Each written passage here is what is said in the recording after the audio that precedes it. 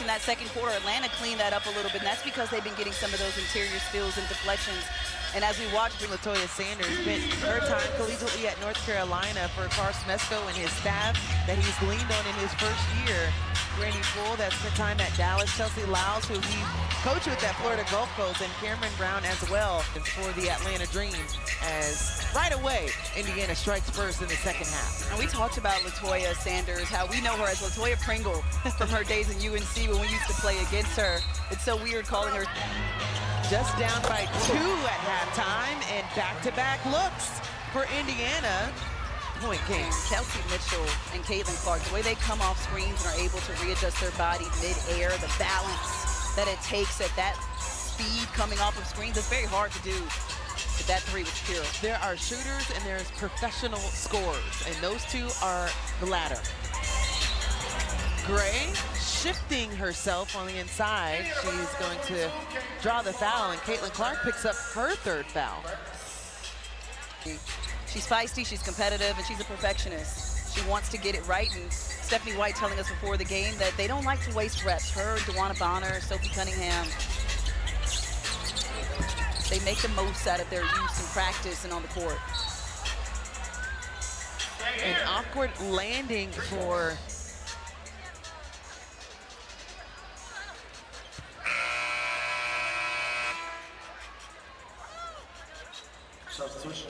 Sophie Cunningham, holding at her ankle. The plays you always hate to see when you go up and inadvertent just landing zone. And it happens so often too. So 4 on the shot clock. Rhyne Howard gets it to Nia Coffey, in and out triple. Alisa Gray, I don't know how she found her footing. Shatori Walker-Kimbrell gets fouled on the three-point attempt by Kelsey Mitchell. Mitchell knows that that wasn't a smart foul. She wants that one back. Kelsey Mitchell, much smarter defender. Shatori connects on the first one. Yeah. Really quickly, the clutch free throws of the game are sponsored by Free at Last Bail Bonds, the place that people. Shatori telling us she's free at last here in Atlanta. She can play, she can be herself. But said it wasn't awkward at all. She said when they go to Washington this week, it might be a little more awkward because it's not a preseason game and it'll be for real, but everybody was chilling and just welcomed her back. It was fun to see her backcourt with Brittany Sykes, and there was an inadvertent collision of sorts in that preseason game, and the converse practice, that camaraderie that they've had in their tenure at Washington. Now finding a home here in Atlanta. Yeah, both dynamic players too, just good off the bounce, athletic, and both have had stints with Atlanta. Brittany Sykes had a few after her rookie season. Rhyne Howard, who has struggled from the field today. She does have 7, just 1 for 9 though.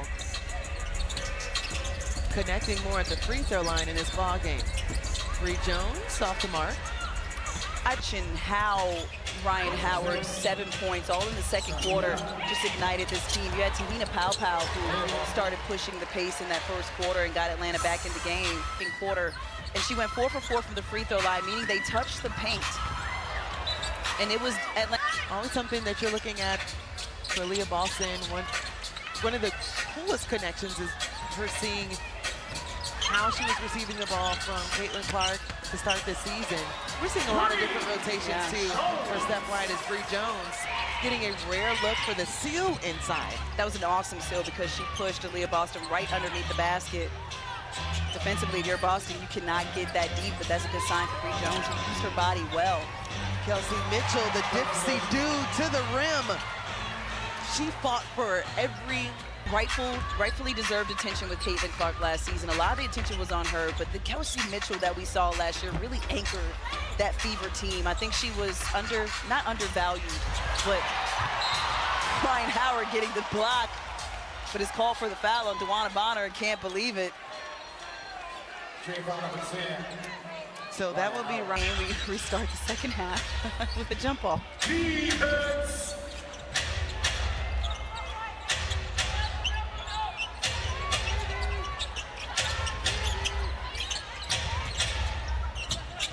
So during that timeout, we were wondering what was going on, it was because there was a challenge that was called.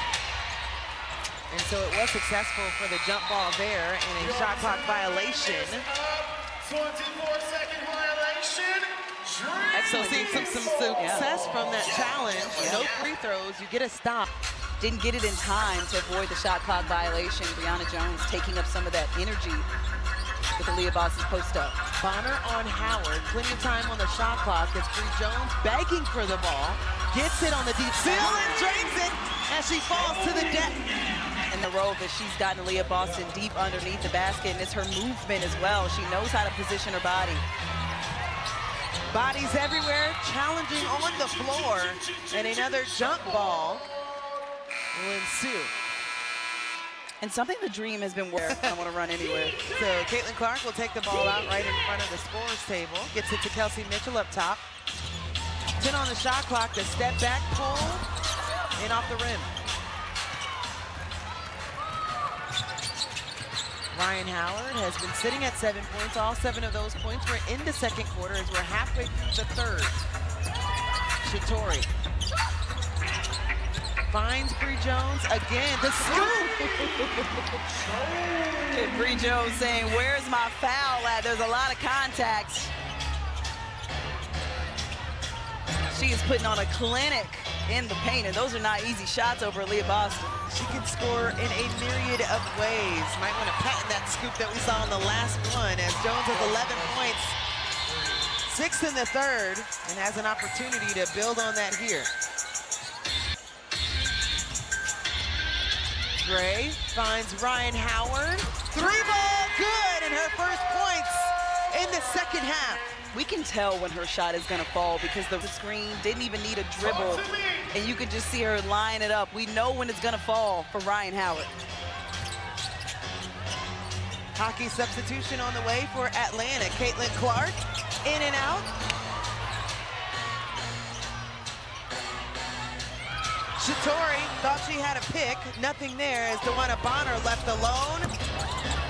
And too much sauce on that. Going in. She was running the other way.